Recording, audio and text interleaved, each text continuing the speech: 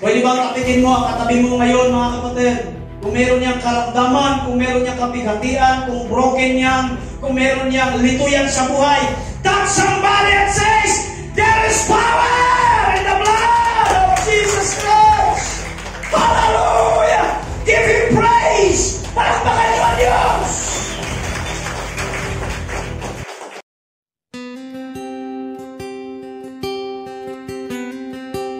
On the first century Christian, 2,000 years ago, ang unang mga Kristyanismo, ang unang Kristiyano, iisa lamang ang mensahe. Ano ang mensahe, mga kapatid? That Jesus Christ lived, died, and rose again on high. Iisa lamang ang mensahe ng unang mga Kristiyano.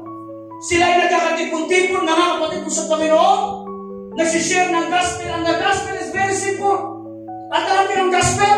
That there is Jesus who lived, who died, and raised again high, rose again past tense na eh.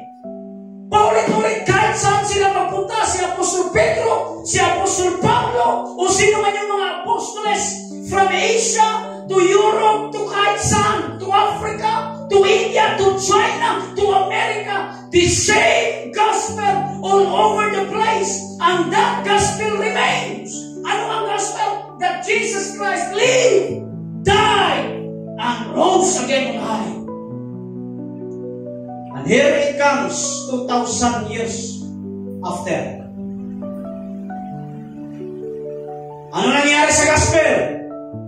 We forgot the gospel. Why? Because sometimes the church must highlight, hallelujah, ang music rather than the gospel. Oh my goodness, can I hear amen? Hina-highlight ang politics rather than the gospel.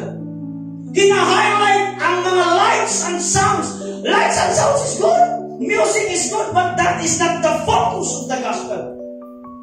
Because tanggalin mo, ito pa, sometimes, nagsasamba sila because of the pastor. Maraming mga pastors today, hindi na minister, kundi minister.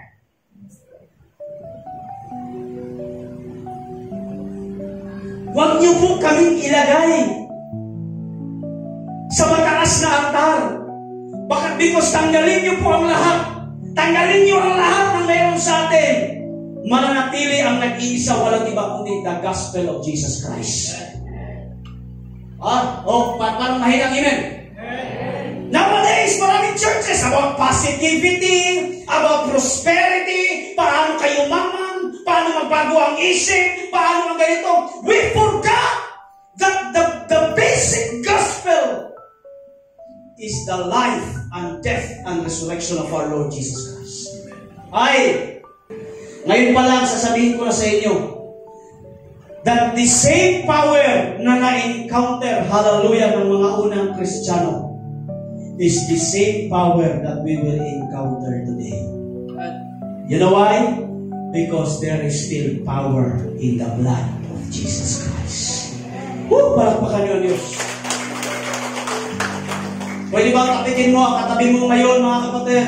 Kung meron niyang karamdaman, kung meron niyang kapighatian, kung broken niyang, kung meron niyang lituyan sa buhay, touch somebody and says, there is power in the blood of Jesus Christ. Hallelujah! Give Him praise! Palakpakan niyo ang Diyos!